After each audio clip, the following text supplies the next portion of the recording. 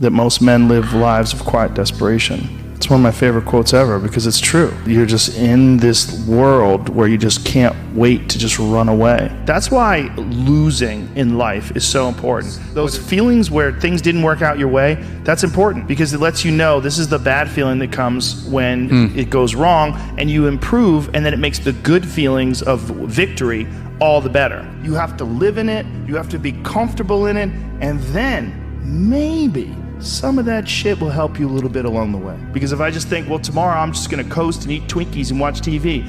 Oh, hello sadness, my old friend. Hello depression. Because when you're not doing anything, you feel like shit. And that's just a part of being a human being. And we can pretend that we're something other than what we really are. And we can pretend, nah, me, man, I'm just cool, just chilling, doing nothing. Bullshit. And if you don't have any of this, you do not get your character tested. You do not advance in your own perception of who you are in this world and how you engage with all the other people around. Difficult things make regular life less difficult. And that sounds so simplistic, but particularly physically difficult things. Because when you do things that are physically difficult, the strain of making yourself do those things, it's very valuable. It's not just valuable like exercise and fitness and martial arts and running and whatever you're doing that's really difficult. It's not just valuable in terms of like health and the way you look, but it's also valuable for your mind. I can't catch a break, guys. Yeah. Get them the fuck away from me. I can't be around those guys. I don't want to hear that shit. I don't want to hear that shit. I don't buy it. Because everybody has bad breaks. Yeah. I've had a shit ton of bad breaks. But you know what I did? I stayed up. Yeah. And I thought through it. And I figured out what the fuck I did wrong, and then I went back.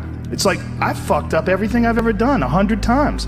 There's no other way to do it. And I've had a bunch of shitty breaks. Everybody has. But you gotta realize when you have those shitty breaks what that is. It's an opportunity for you to reassess, reboot, get better, figure out another way, find another way through. This is just little challenges. Bro, you gotta fucking stop. You gotta stop with all this I can't catch a break bullshit. All the time you're complaining, you could be instead hustling. You could be instead chasing your dream. You could be instead figuring out what you're doing wrong, trying to improve certain aspects of your life, getting your shit together, reading a book, meditating, something. Fucking something. I make myself do things that are very uncomfortable, that I don't want to do.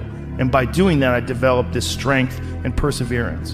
And some people hear that and like, I don't even want to do that. I want to take a fucking nap. You're exhausting me. Like, I'm not you, I don't want to do that. And they just like, it takes them away from that. And I'm like, you don't even have to do that. Just go for a fucking walk every day. It sounds like it's easy to do, but when that walk comes, when you look at your clock, oh, it's 8 o'clock, time to go for that walk. You're like, I don't want to walk. I would just rather play video games. I don't want to walk. I'd rather like read emails. I don't want to walk. I'd rather like scroll through TikTok. But if you just force yourself to go for that fucking walk every day, you will develop mental perseverance. You will develop some tenacity. You'll develop the ability to force yourself into work. Is that hard times create hard men. Hard men create soft times. Soft times create soft men. Soft men create hard times. Afterwards, I know you don't want to do it. I fucking hardly ever want to do it. I maybe want to actually do it 5 out of 10 times. But I do maybe it. less, yeah. But I do it. I just do it. I know what it's like to not want to do it. I get it. Shut up. I just start talking to myself. I go, come on, pussy. What are you talking about? Do it. If I was you, outside of you, knowing what I know, if I could read my mind, I'd be like, come on, bitch. You're just being lazy. Put your fucking shoes on. Yeah. Get a sweat going, and then you're going to feel pumped. Come on, man. You've done this a million times. And then invariably, I'll be in the middle of the workout, I'm sweating, I'm like, fuck yeah. Yeah. Woo! Yeah. And then I get into it. It's like, you got to push past that creepy resistance. If you dedicate your time and your focus, like realistically, with a professional, disciplined effort to creativity, you show up every day like a professional, but you show up to be creative. If you just do it on a regular basis, ideas will come to you. So every day, at the same time, you sit down in front of your keyboard and you start working. And just put in the work, and force yourself to do it. You force it like a muscle, like the same muscle that you develop when you go running every day, and then you get to the point where like 7 days in, you start fucking feeling good running. Right. So you start to feel like you're good at it. You start feeling like you're getting better. Yeah. You have to make mistakes. You've been there, you feel it, you understand what it is, and then you have that time to adjust. That's why losing in life is so important. Whether it's getting dumped, getting fired, losing a game, loss, those feelings where things didn't work out your way, that's important because it lets you know this is the bad feeling that comes when it goes wrong, and you improve, and then it makes the good feelings of victory all the better. And I mean that, in a relative sense, like even getting good at something, forget about victory, like making a terrible book that gets rejected by every publisher and then writing a really good one and people accept it and you're like, fuck, I got better. Yes. Like that feeling. Interesting, yeah. Those feelings of failure are really critical for your motivation. You have an apartment you have to pay for. You have a car you leased. You have a wife that you have to feed. You have a child you have to raise. You have your mortgage. You have your this. You have your that. And that's where it all comes from. Well, the opportunity takes place usually when you're young and you don't have any responsibility. That's when you have your options. Well, your options are severely limited the more you gather responsibilities. Like if I had to, as a 51-year-old father of 3, married man, pays taxes, has a house and a mortgage and a business and all that jazz, if I had to quit everything now and struggle the way I struggled as a stand-up comedian, it would never work. But the only way I could be this person now is if I took that chance when I was 21, when I was dead broke and had my cars repossessed and all that stuff.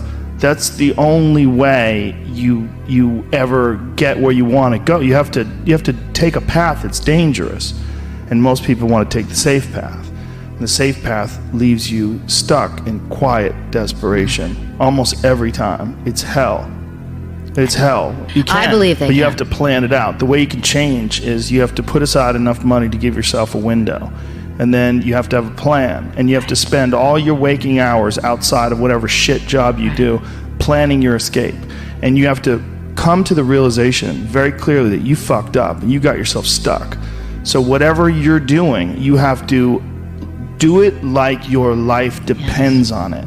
And whether it is you're trying to be an author and if you're gonna try to be an author and you're working 8 hours a day plus commuting plus family responsibilities or whatever else you have, whatever time that you have to attack like you're trying to save the world. You're trying to save your life. You don't want to drown. That 1.5 hours a day that you have to write, god damn, you better be caffeinated and motivated. You got to go. You got to get after it, and you got to have discipline.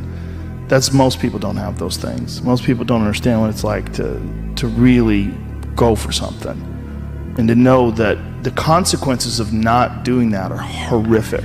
But I think one of the reasons why these people have this deep-seated anger and resentment is there's a bunch of people out there that have these lives that are deeply unsatisfying. There are so many people that are working all day long doing something that is deeply unsatisfying and almost painful to them. Yeah, soul killing. Soul killing. They're stuck in traffic all day, and then they're stuck in a cubicle after that.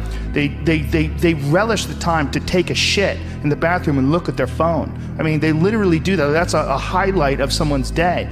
They get in traffic on the way home. They get home after that, they're watching television, and they're fucked. And I think if people have a regular day job, if you could just find one thing that you do as a passion project and just keep building on it, just keep watering it, keep adding fertilizer, keep giving it attention, keep giving it focus, and you can escape.